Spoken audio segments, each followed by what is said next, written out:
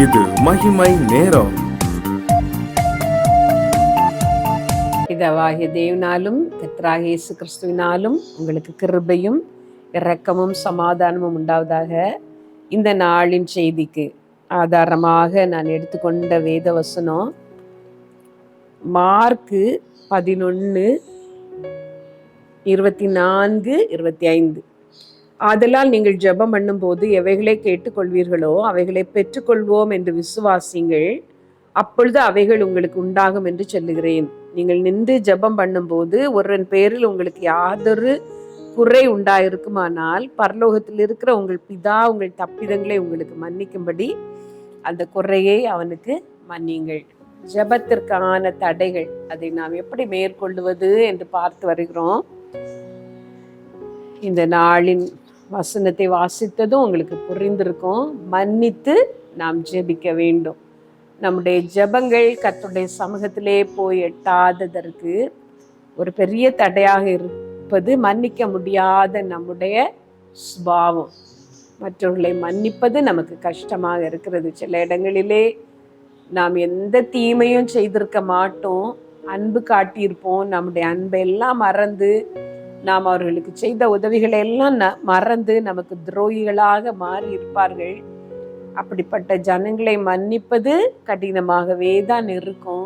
அந்த பழைய நாட்களின் சம்பவங்களை நினைக்கும் பொழுது நமக்கு அவர்கள் மேல் ஆத்திரம் வரும். இல்லை என்றால் நம்மீது நமக்கு ஒரு சுய பரிதாபம் வரும்.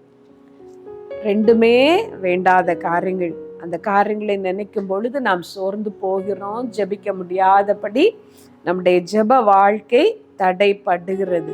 அப்படிப்பட்ட சூழ்நிலைகளிலே நாம் செய்ய வேண்டியது மனதார அவர்களை மன்னித்து விட வேண்டும். கர்த்தர் பார்த்து கொள்வார் என்று சொல்லி எல்லாவற்றையும் அவருடைய கரத்திலே நாம் ஒப்பு கொடுக்க வேண்டும். தாவீது அவரை ஒரு சேனை எதிர்கொண்டு வந்த பொழுது அவர் சொன்னார், நீங்கள் எனக்கு சாதகமாக நீங்கள் வருகிறீர்களானால் நல்லது, இல்லை நான் ஒரு தீங்கும் செய்யாமல் இருக்க எனக்கு விரோதிகளாக நீங்கள் வருகிறீர்களானால் கர்த்தர் நமக்கு நியாயம் தீர்ப்பாராக என்று சொல்லி, நாம் தப்பு செய்யாமல் நமக்கு விரோதிகள் எழும்பும் பொழுது, காரணமற்ற சத்துருக்கள் நமக்கு எழும்பும் பொழுது நாம் செய்ய வேண்டிய ஒரு காரியம் அதுதான்.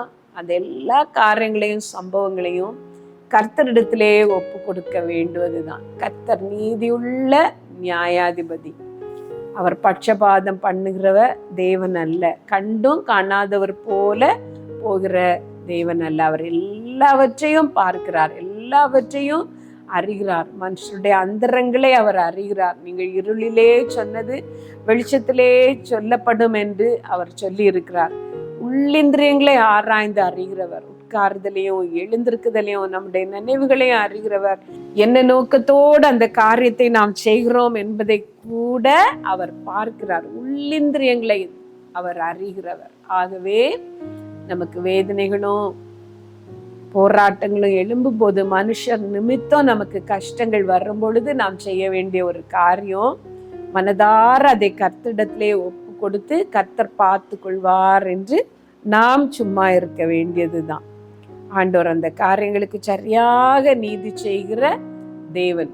நாம் அந்த நமக்கு விரோதமாய் இருக்கிற மனுஷர்கள் மேல் நாம் எரிச்சல் அடையாமலும் கொல்லாதவர்களை குறித்து எரிச்சல் அடையாதே என்று வேதவசனம் சொல்லுகிறது. நியாயக்கேடு செய்கிறவர்கள் மேல் பொறாமை கொள்ளாதே என்று கர்த்தருடைய வார்த்தை நமக்கு கற்பிக்கிறது. அந்த சம்பவங்களையும் அந்த காரியங்களையும் நினைத்து நம்முடைய ஆவிக்குரிய வாழ்க்கையை நாம் இழந்து போவதை விட அந்த காரியங்களை எல்லாம் கர்த்தர் மேல் வைத்து விட்டு அவர் மேல் நம்பிக்கையாய் ஜெபத்திலே நாம் முன்னேறி போவதுதான் நன்மையான ஒரு காரியம்.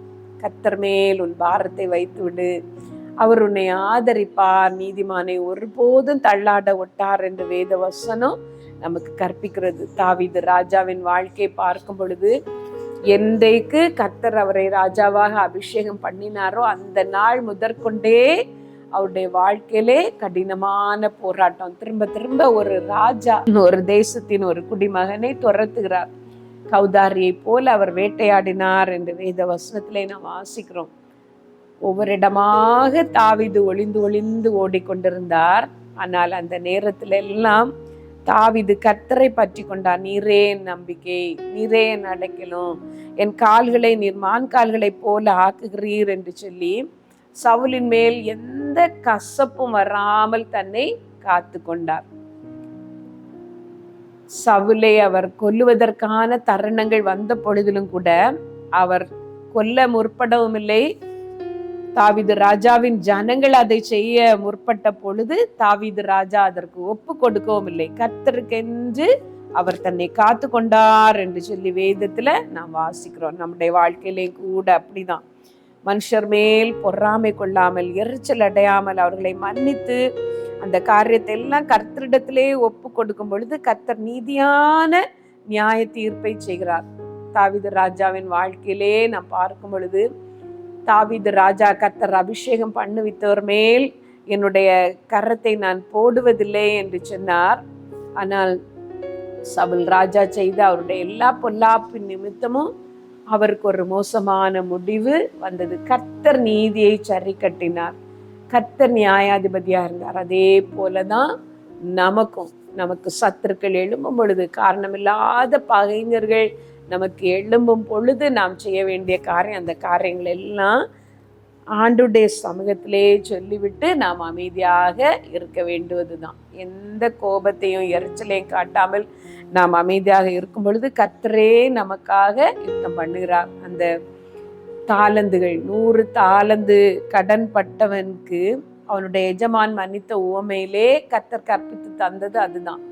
100 தாலந்து விடுதலை பெற்றவன் அவனுக்கு 1000 தாலந்து விடுதலை பெற்றவன் அவனுக்கு 100 தாலந்து வெள்ளி கொடுக்க வேண்டியவனிடம் போய் தொண்டை நெறித்தான் என்று பார்க்கிறோம். நமக்கும் கூட அப்படிதான்.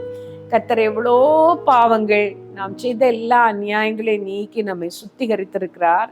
கர்த்தர் அவ்வளவாய் நமக்கு இரக்கம் காட்டி இருக்கும் பொழுது நமக்கு ஒரு சின்ன காரியத்தை விரோதமாக செய்த ஒருத்தரை நாம் மன்னிக்காமல் போகிறோம். அவர்கள் சொன்ன ஒரு வார்த்தையை மறக்க முடியாமல் போகிறோம். அவர்கள் செய்த ஒரு சின்ன சம்பவத்தை மறக்க முடியாமல் நாம் கசந்து கொள்ளுகிறோம். மனதார மன்னிக்க ஆண்டவரிடத்திலே பலன் கேட்போம்.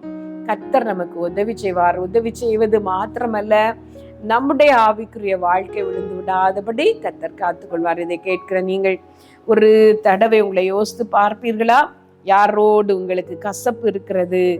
ஏன் உங்களால் ஜெபிக்க முடியவில்லை? ஜெபிக்கும் பொழுது ஆண்டவர் நமக்கு சொல்லி தந்தது, நீங்கள் கேட்கிற எல்லாத்தையும் நீங்கள் பெற்றுக்கொள்வீர்கள். ஆனால் அதற்கு நீங்கள் செய்ய வேண்டிய ஒரு காரியம், நீங்கள் நின்று ஜெபம் பண்ணும்போது யார் பேரிலாவது ஒரு குறை இருக்குமானால் பரலோகத்தில் இருக்கிற உங்கள் பிதா அந்த தப்பிதங்களை மன்னிக்கும்படி நீங்கள் அவர்களுக்கு மன்னியுங்கள் என்று சொல்லி ஆண்டவருடைய சமூகத்திலே இப்பொழுது நீங்கள் கேட்பீர்கள். ஆண்டவரே, மன்னிக்கிற ஒரு சுபாவத்தை எனக்கு தாரும். என்னுடைய பாவங்கள் எவ்வளோ நீர் மன்னித்திருக்கிறீர், உம்மை போல மன்னிக்கிற ஒரு இருதயத்தை நீர் எனக்கு தாரும் என்று கேளுங்கள். ஆண்டவர் உங்களுக்கு உதவி செய்வார். சர்வ வல்லமையுள்ள எங்கள் நல்ல தகப்பனே, நாங்கள் ஸ்தோத்திரிக்கிறோம்ப்பா, ஸ்தோத்திரிக்கிறோம். ஹல்லேலூயா, ஹல்லேலூயா. எங்களுக்காக கல்வாரி சிலுவையில் உம்முடைய ஜீவனே தந்தவர் நீர் ஆண்டவரே. நீர் மன்னிக்க எந்த விதத்திலும் நாங்கள் தகுதி உள்ளவர்கள் கிடையாது. நாங்கள் துரோகிகளாய் இருந்தோம் ஆண்டவரே. காணியாட்சிக்கு புறம்பானவர்களாய் இருந்தோம், பகைக்கப்படத்தக்கவர்களாய் இருந்தோம். ஆனால் எங்களில் நீர் முந்தி அன்பு கூர்ந்தீரப்பா. உம்முடைய கல்வாரின் இரத்தத்தினாலே எங்களை நீர் மீட்டு கொண்டீர் ஆண்டவரே. அந்த கோர சிலுவையிலே கடைசி சொட்டு ரத்தம் வரைக்கும் எங்களுக்காக சிந்தினீர். அந்த திரு ரத்தம் ஒரு விசை கூட எங்களை கழுவ நாங்கள் ஜெபிக்கிறோம். மன்னிக்க முடியாத எங்கள் பாவங்களை எங்களுக்கு மன்னிக்க நாங்கள் ஜெபிக்கிறோம். எங்களை கழுவும் ஆண்டவரே, எங்களை கழுவப்பா, எங்களை பரிசுத்தமாக்கும். எங்களுக்கு விரோதமாய் குற்றம் செய்தவர்களை மனதார மன்னிக்க எங்களுக்கு உதவி செய்யப்பா.